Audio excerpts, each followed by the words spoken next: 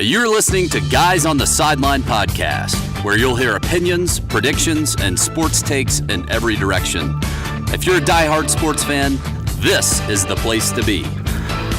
They've never played. They have no experience, but they have plenty to say. And now, here are the Guys on the Sideline.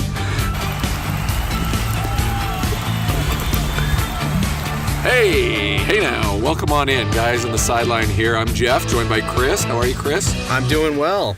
Ready with some conspiracies for you today. Are you? Yeah. Well, buckle up, audience. The audience of three. Actually, this, I think, is the fastest growing sports podcast out there. We are increasing at easily crazy speeds. Within the 84117 zip code. I'll bet it's easily who knows, actually. I don't know. So, Chris, tell us what Guys on the Sideline is. Tell us a little bit about the podcast and the thinking behind it. You know what, Jeff? What it is defined as much by what it isn't. It's not really a podcast where you're going to find the most expert advice or scoops on things you haven't heard about. You're going to hear the opinions of crazed fans who, might be a little bit prone to conspiracy theories, unqualified flights of fancy, and that kind of thing. So it's really more about high drama, and it's about the experience of the fan, right? Because sometimes, frankly, the facts on the page are the facts on the page, but we all know that as a fan, you live and die by games. I mean, I have my entire weekend ruined every week by the Oakland Raiders. Right. Every single week, except for the week when we basically fraudulently lose to the Browns because they didn't get a fumble called that should have been called. Anyway, that's what that's about. So it's more just to sometimes there's the facts, and then there's how the facts affect you, and there's how these things affect you, and there's the narratives, and that's what this is about. It's about our experience as fans. So you're telling me this is a must listen then? Without question, obviously. This is good stuff. I mean, this is episode 3. Yeah. The first 1 and 2 episodes I don't think ever made the air. But we're hopeful. Okay, episode 3. Those will be the secret bonus episodes that we'll put for the diehards. Yeah, we'll put in Easter eggs on the site to see if you can. Derek, are you listening? Derek, this is your opportunity. Paging Derek. You're gonna love it. You're gonna love it. Okay, good stuff. So today we're gonna talk exclusively football. We are, I believe, this is the 6th week of the NFL season. Yeah, is that right? Hard to believe. I feel like we just started the season. Yeah, and for the Oakland Raiders, the season's over. So it was a short season for them. It was a 6-week season. Well, welcome back, John Gruden. We hope that you enjoy the sidelines there in Oakland better than the comforts of ESPN studio, but you could be worse. I mean, I went out on a limb. For those that actually go to our blog, guysonthesideline.com, there was a gem of an article that I wrote where I made some guarantees, and one of my guarantees was that your Arizona Cardinals would make the playoffs. Now, through 4 weeks, it was looking a little doubtful. 0-4. Sam Bradford was not Bradford tough, as we like to say. But they threw Josh Rosen in, his first start. They got a W against the Jimmy G-less 49ers, but a win's a win. So they're 1-4. They're still in the hunt, right? They're in the division with the Seahawks.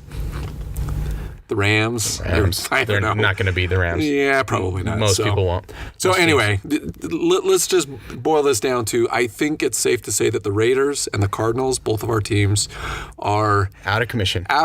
So this is why, Chris, and we've worked together for a couple years now.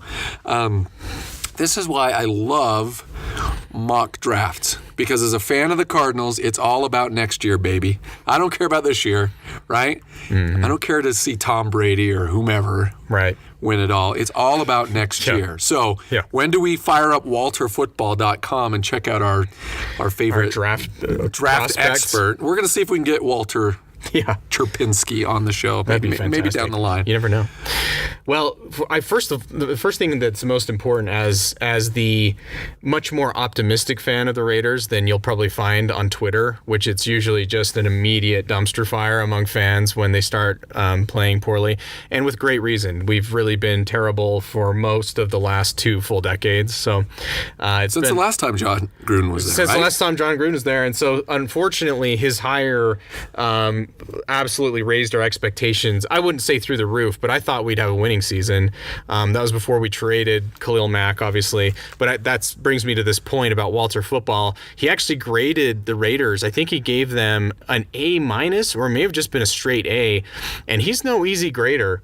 And his point was just to say, he even kind of took on some of these, hot takes, writers and pundits on TV and just said, look, you don't see many teams being able to sign 2 blockbuster deals. You can't usually have your mega quarterback deal and a defensive player. He pointed to teams like the Rams that signed Aaron Donald, but they've still got Jared Goff on a rookie deal. They pointed to the Bears themselves, who ended up with Khalil Mack. They've still got old Mitchell Trubisky. The Bears that are 3-1 and leading the division, I might point out. And that Khalil had a huge hand in winning those games, strip sacks in almost every single game he's played. He's on pace to be considered for MVP as a defensive player. He has to be. And give us 2 of those plays this year and we would have won 2 more games. So it does go to show what kind of impact player he was, and certainly doesn't make life easier for us lowly Raiders fans. I don't know what compact that Al Davis signed with the Devil back in the day, but it was obviously one that we are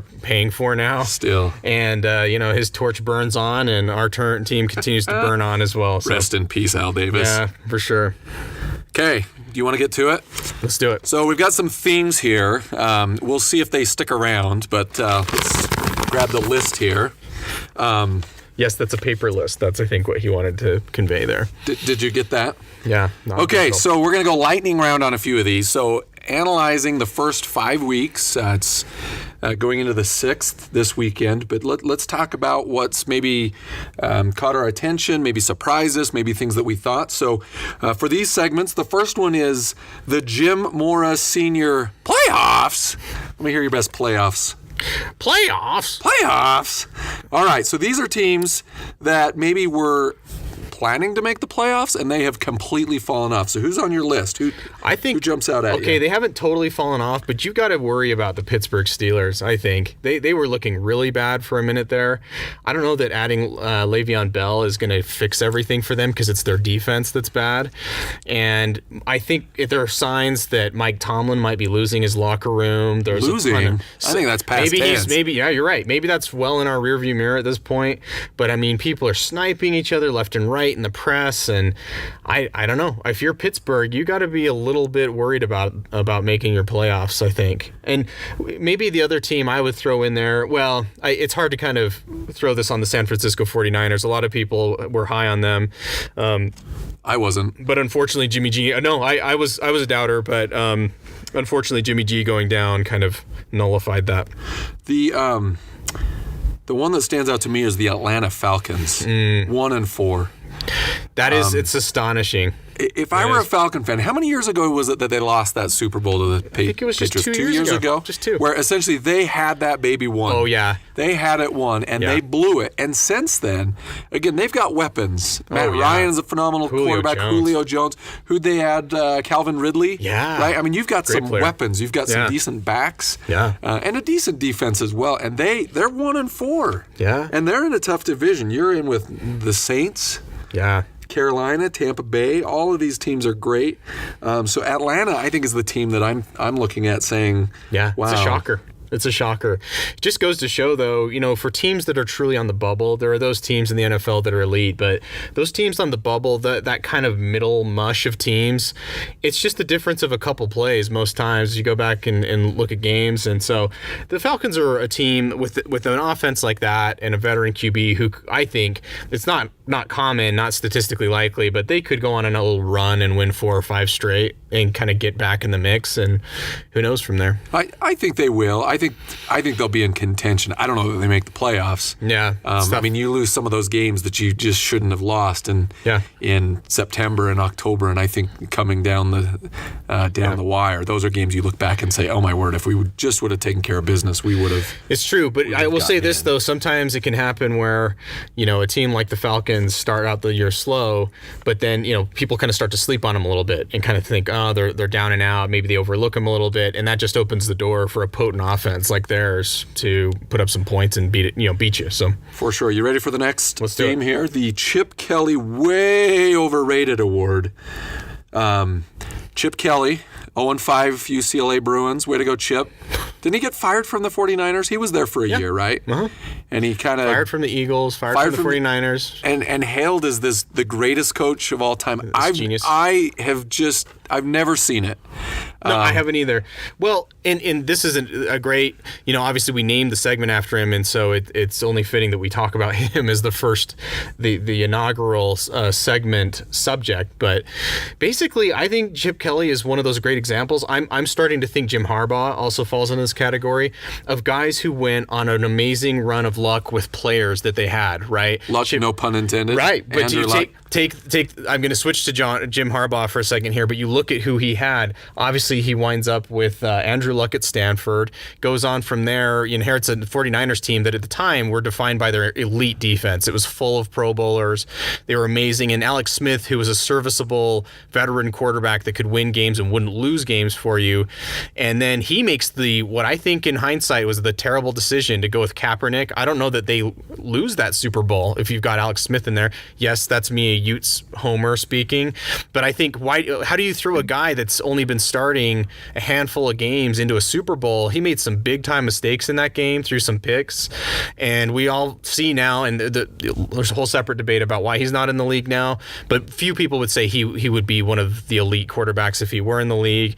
And so I think that was a bad decision. Alex Smith, meanwhile, is still playing. His Redskins don't look amazing, but he went on to have a great career with the Chiefs. I think it just shows that Harbaugh may be a little overrated, and now with Michigan starting out sluggish and he can't get offenses moving, I think he's massively overrated, and we'll see what happens to him. But on Chip Kelly, how do you explain it, Jeff? He goes to UCLA.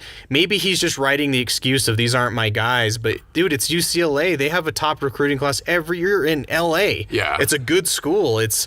Where's the excuse there? You can't find guys to play? I hear that argument, these aren't my guys, but I tell you what, I think if he doesn't turn it around, let's say they have another bad year, he won't get to see his own guys in. He will be toast. He will be out of there. He was again in Philly. They ran him out. 49ers, he only had 1 year, so it doesn't surprise me. So here's my nominee, if you will, and this might be controversial, but Aaron freaking Rodgers. Okay, great quarterback. This has nothing against Danica Patrick, who I'm not a fan of either, please. Someone got mad at me for saying that about Aaron. Talking about Mr. Patrick that way. They're 2-2-1. Every year you hear Aaron Rodgers is the greatest quarterback. How many Super Bowls has Aaron Rodgers won?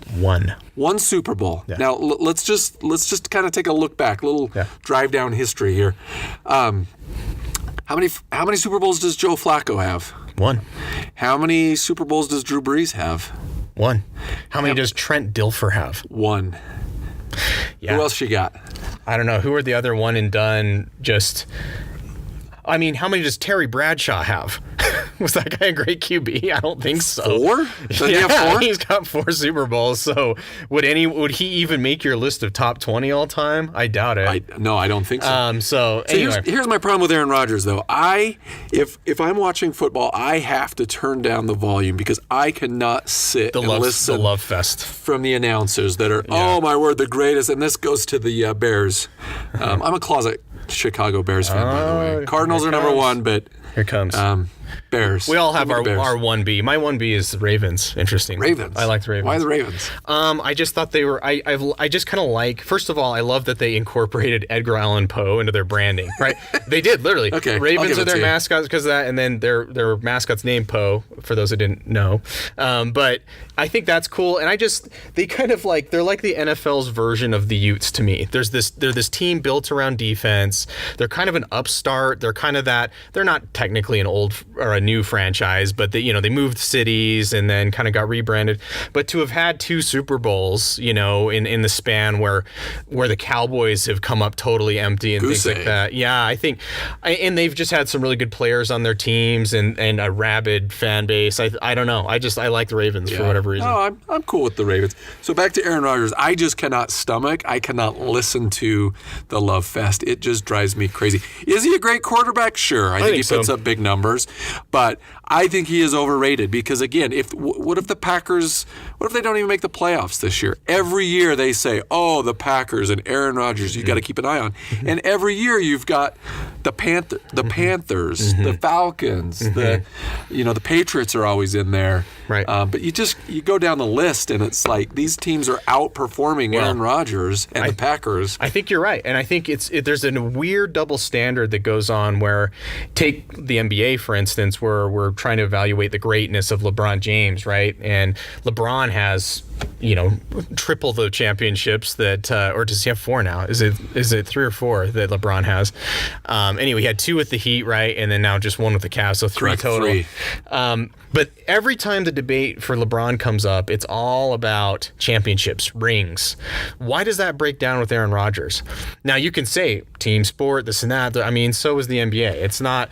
I just think it's weird, and I do agree with you at times that there is so much love that goes on for Aaron Rodgers, and I think that clearly anybody who watches him play knows he can make spectacular throws and plays that are really unusual. He's got amazing arm strength and talent.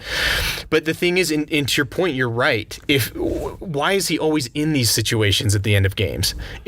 Tom Brady obviously has every bit the same stellar track record leading his team back from the end, but he also spends more of his time just dominating and being efficient throughout the game. And I think, and I don't think you could argue that New England is so much chock more full of like great wide receivers at this point than Green Bay.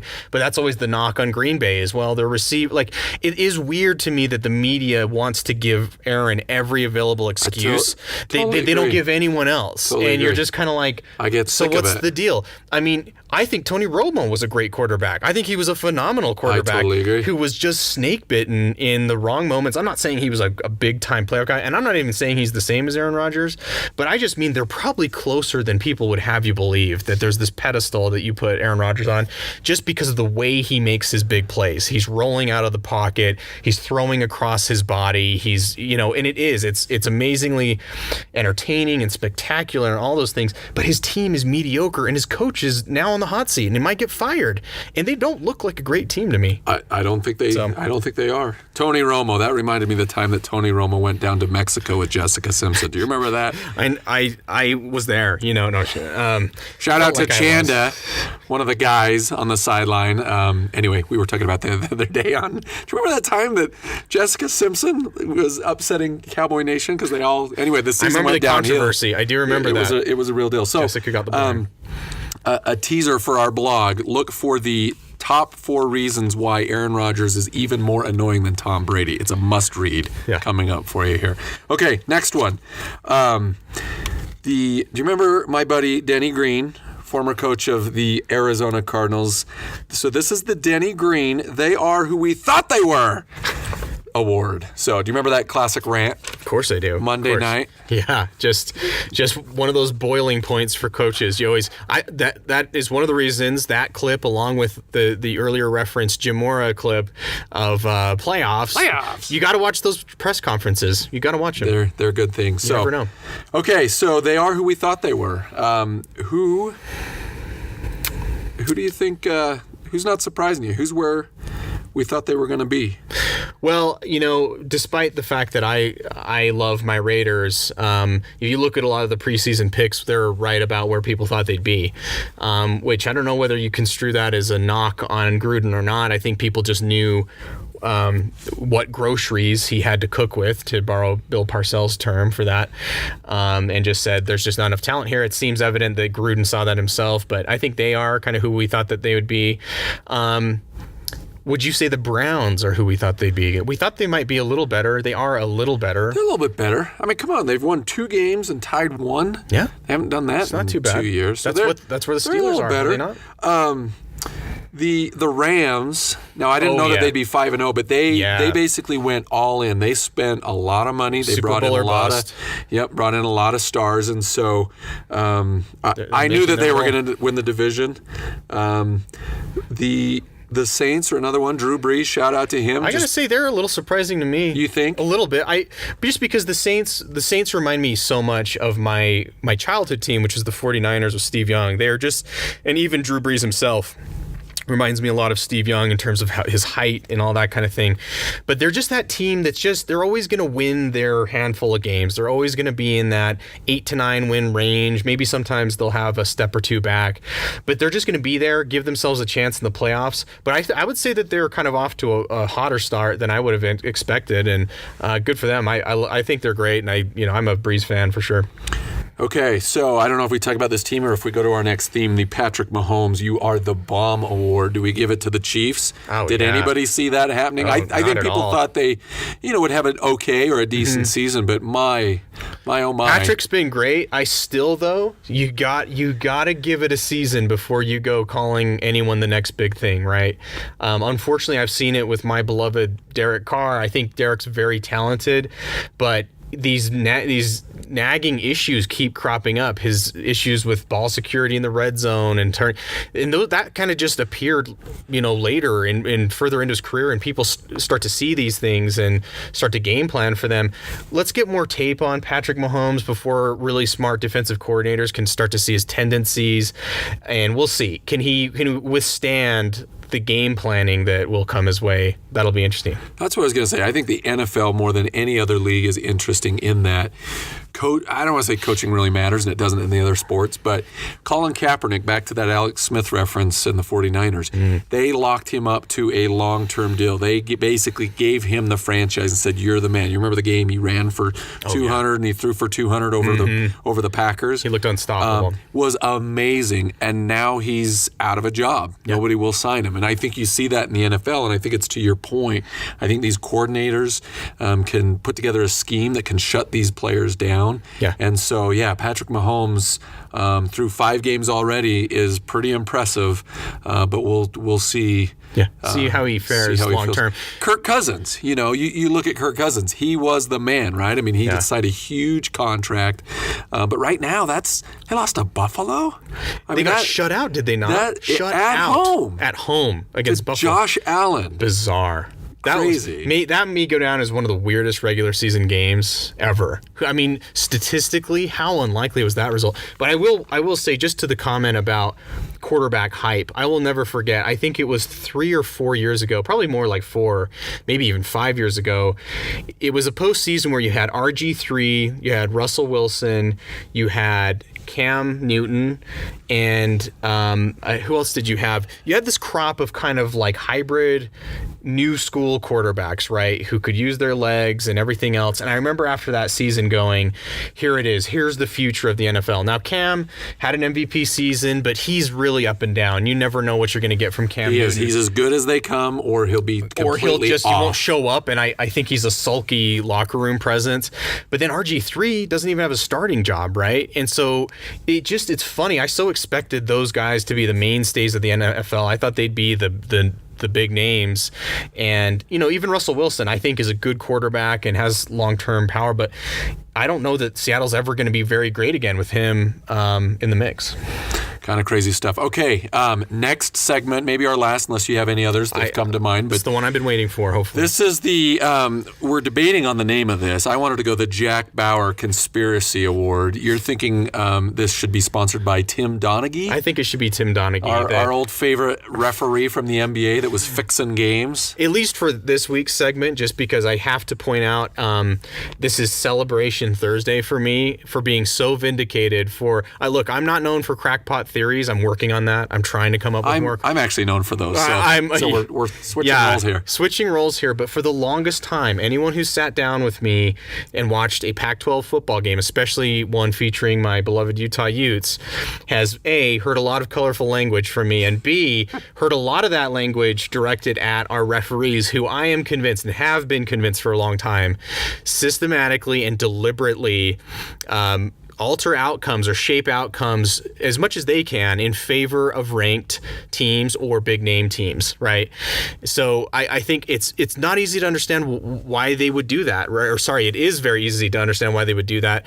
The big names are the ones that get into the big time games. Those are the ones that make the most money in terms of TV revenue, and they're also the teams that are likeliest to get us a spot in the college football playoff, et cetera, et cetera. So what happened? So apparently something like week, just early this morning, I guess it was, a report came out from Yahoo, which basically included an excerpt from an internal memo that a Pac-12 officiating crew had written after the USC and Washington State game, where the officiating crew, in reviewing some of their controversial calls, and there were two very controversial calls in that game, one of which was a no call on a targeting penalty that was supposed to go against USC, that most people who watched the game very much agree should have been targeting against USC. So that was a no call. But the one in question was a targeting call, and forgive me, I'll have to kind of get my facts straight on this, but it was a targeting call that was either called on Washington State that was rolled back or vice versa. But the critical point here is that in this memo, this refereeing crew said all of the referees, both those in the field and the designated referees in the booth, agreed on the call. But they got this phone call from a third-party outsider who said, overturn it. Air quotes on third party. Third party. So now after a little bit of digging, it was discovered that this third party was in fact the general counsel for the Pac-12, who, come to find out, is oftentimes involved in the booth and reviewing calls and things like that. And so this has understandably raised alarm bells throughout the league and has severely undermined the credibility of our officiating crews and how we go about things in the Pac-12.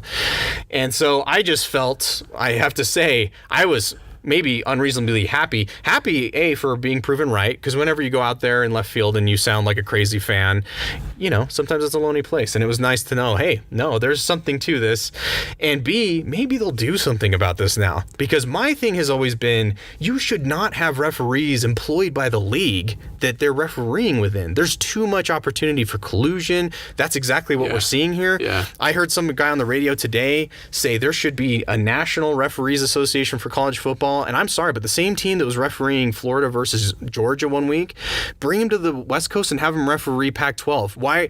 I understand there's some logistical issues there, but just to make sure that there's some cross-pollination, that somehow things aren't being done totally differently on the West Coast for no reason as they are somewhere else.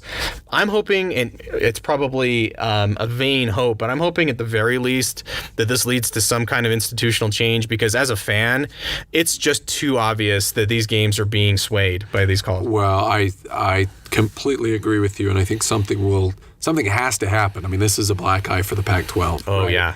And again, we talk and make predictions for entertainment purposes only, but I mean, you think about Vegas, right? I mean, Absolutely. you think about how this can impact the betting game. Doesn't that make you Huge. look at, if you're placing a bet, well, I'm going to go Washington Huskies, right? They're favored. Obviously, they're going to win, so the spread's going to play into this. But give them a benefit of the doubt. I mean, I think you have to go with Absolutely. Stanford or with Washington. Absolutely. Well, and you bring up a good point there, because it's not always outcome based, right? It's not always just about, look, ranked teams lose regularly in the Pac-12. Sadly, the Utes know something about that in years when they've ascended high and then lost and fallen out. But at the end of the day, to reference the namesake of this segment, Tim Donaghy was doing what they were calling point shaving, which was all about the over-under. That's the level on which he was trying to steer things. And that's where you have to be the most careful, because look, when you're talking about the other key stakeholders, the coaches, this and that, W's W and L's and L. And so there probably isn't going to be as much consternation over certain things when they walk away happy, or when the predicted result kind of plays out the way people thought. But there are all these other tiny ways in which you can impact the game, impact the over-under, impact the spread, like you're saying, all of that kind of thing that raise serious questions. And at the point where there's an actual paper trail now, I mean, this could be just the tip of the iceberg. And if it goes deeper, apparently there's an investigation, of course, because what's America without a good, have a good investigation ramping up. Let's get a commission. There's even a new one against Kavanaugh. I don't know if you've heard about this. There's yet another one ordered by John Roberts now. So. Oh, I did see that. Anyway, so we won't go there today. But just saying, we love to investigate you, and if you've been investigated, let's investigate you again. Let's do it again. Let's keep doing it. Let's do it again. Anyway, more to come, hopefully, on that, and hopefully we'll see more fair, balanced games. I'll just finish with this. After that, the Utah-Washington game, where there were several very questionable, in my opinion, targeting penalties against Utah, one of which was against a D lineman, which I've never heard of that. I thought you had to launch and all this stuff, and bizarre call. I'm just hoping, like, after that game, I really came away feeling like this is turning into the WWE to me. This is look, you can't script everything. A guy catches a ball or he doesn't, but when it's not fair, when you feel like there's a thumb on the scale and that you've got to not only beat the other team, but you've got an uphill battle against the referees and the calls and flags and all that. In a game like football, that's legendarily the game of inches, it's just disheartening, and I was very discouraged after that game and just started to feel like, what chance do we really have to ever make headway here? Send us back to the Mountain West. I'd rather play a clean, fair game than be in a prestige league where you're just kept forever in the basement because you're not a blue blood. So the Utes play Friday night tomorrow against Arizona here in Salt Lake, correct? Yeah, correct. What's your prediction on that game? I think they'll win, but I think they won't cover the spread. For all of you bettors out there, the best bet in football is when Utah is substantially favored, bet against them to cover the spread. Okay. And the reason for that is that Kyle Whittingham, bless his heart, is just a conservative coach. He's never going to be the guy. If he's got a 1-touchdown lead, that's a good lead to him. Yeah. That's a good lead. He's, of course he'd rather be up 14, this and that, but he's not the type who loves to rev the gas. He's not a step on the throat guy. Every game they play, they're always in. I mean, it's a 7-3 game. It's a single score game. 21-17. Right. I mean, right. Which drives you crazy as a fan because it always has to go down to the wire. It's always in question. And so, yes, for those out there who love to bet, I would strongly recommend that you put money on Arizona covering the spread. I sure as heck hope that they don't upset the Utes. Everything's possible. I don't think that they're nearly as good a team, so they'd have to have things go their way, but be interesting to see. It will be interesting to watch. We got to give a shout out to Love and the Aggies, Utah State, my alma mater, taking care of business down in BYU. They look good. Averaging 40 good. points a game for 3 games? It's a record. That is a high tempo. They've got the best quarterback in the state. I think there's no doubt. I totally agree. They are fun to watch, and they're knocking on the door of a ranking too. They've only been ranked a handful of times dating back, and so exciting. I'm super excited for the Aggies. I'm not taking a shot here at BYU, but I will say it felt good. It always feels good to beat BYU, but BYU goes on the road. They take care of business at Wisconsin, which I think shocked the nation. Yeah, good for them. But they got a huge ranking, and I was very puzzled by that, thinking, okay, that's one game. It's one game. They came home, and who'd they beat? McNeese State. Yeah. And then they took on the Aggies, and they fell on their face. They looked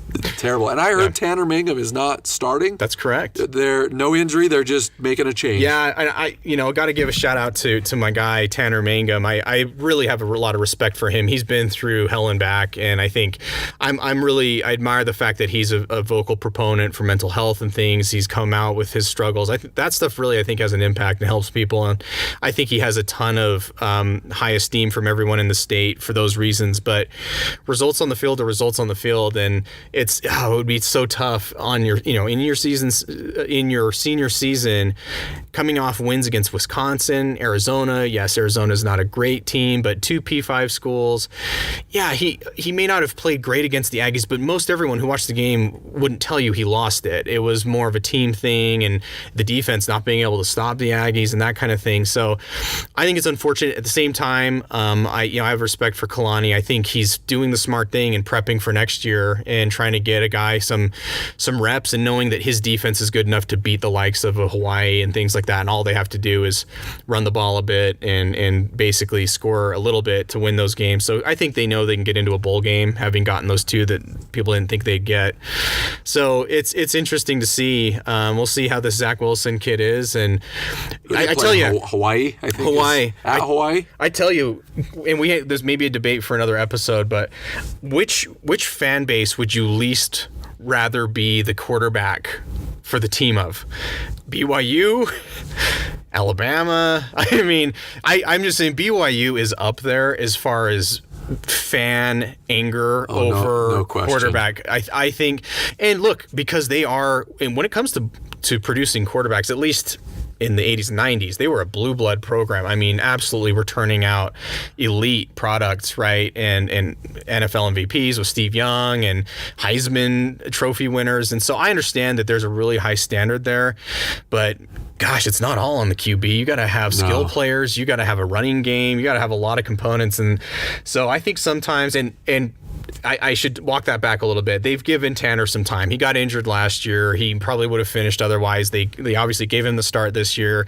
And yeah, he does, he just has a ceiling, and he's hit his ceiling, and I can see that. So, it is what it is, but it would be tough to be a quarterback at BYU. Yeah, no question. All right, well, episode 3, almost on its way down to the Broadcast Excellence archive. I tell you what, we hope that... Went straight to the archive. not to the awards committee, not to anyone else. They just said, put this one right in the... Take it down there. Mothball it. We hope that you have enjoyed this as much as we have. We wonder, is this thing on? Is anyone still out there listening? Anyway, this is going to be fun. We're going to be doing more of these. Next week, Chris, I believe we've got a Jazz preseason special that we'll be talking all about Donovan Mitchell, Rudy Gobert, and the Jazz. So there's high hopes here in Swat Lake City. Should be interesting. Okay, you want ready for my crazy prediction? Okay. I'm going to make it right now. We can do a tease. And That's all right. tease it, cliffhanger. In the industry, the Utah Jazz, dramatic pause, I'm listening, are going to the finals this year. Really? Really. That's my stupid, idiotic, over-the-moon theory. And I think it happens because something.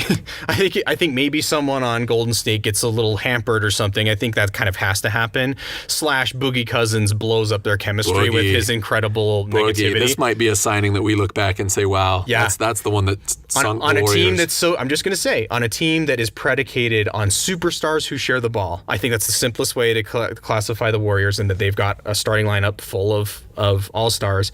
Is Boogie going to mess with that? If he holds on to it too long, does he start to get into it with other people? Now, they could bench him completely and still win the final. I mean, they're not that bad, but they need KD and Steph. Does it add to does it fuel the flames? You got Klay Thompson, who's going to be a free agent next year. You already got rumors that he could wind up here. I don't know that that'll happen, but maybe the Jazz make a run for him or something. So, Lakers. I think he goes to maybe LA. He goes to the Lakers, but I think the Jazz are just a sneaky team who, with their core back together, mind you, they had a phenomenal second half of the year, surprised a lot of people in getting to the second round, and then didn't have Ricky Rubio. And that, I'm not saying he's going to win you a series, but he makes it interesting, no question. With a bunch of film now for Quinn Snyder, who I think is one of the best in the NBA, to really maybe figure out how he can mix and match.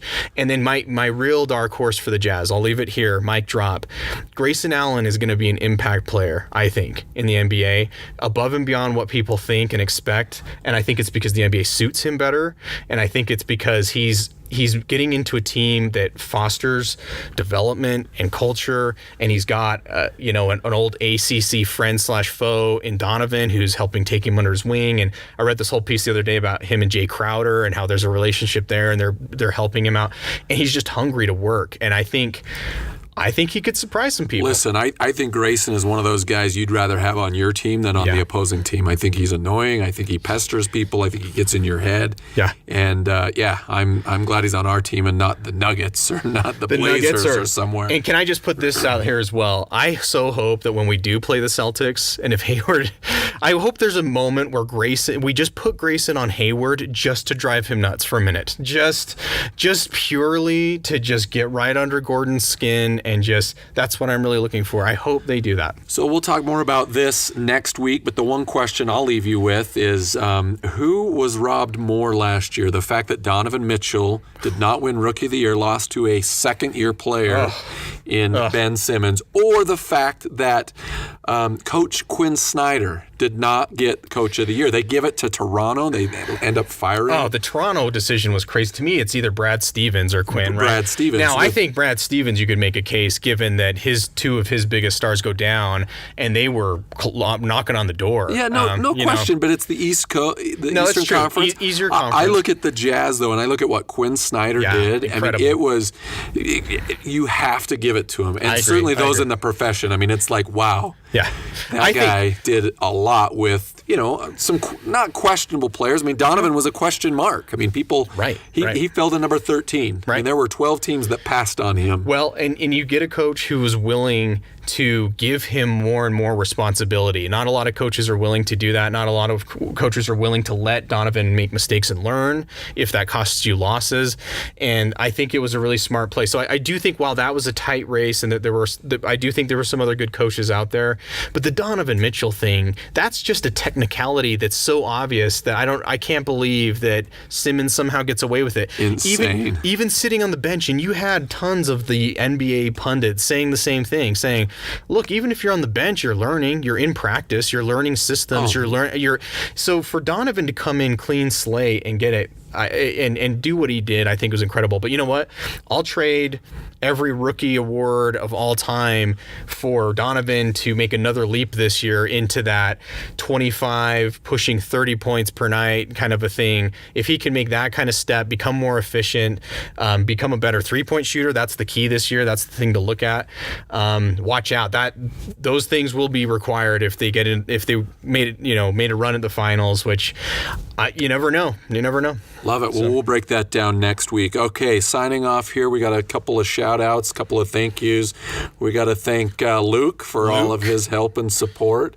Aaron, when he comes down from the archive, is always a great resource. Cliff and Bo, our two fans. Two of our biggest listeners out there. What's up, guys? We miss you. Yeah, where you guys at, man? We need to get you guys piped in so we can get some hot takes from Bo and Cliff. On soccer. Is soccer Yeah. It's a sport. I think we could have that debate, but hey, Bo and Cliff, jump on here, man. Who else are we missing?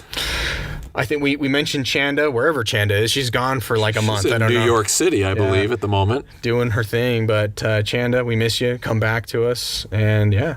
I think that's about it. So, Chris. Until next time. It's been fun. This is Jeff saying adios. See you next week for the Jazz preview on Guys on the Sideline.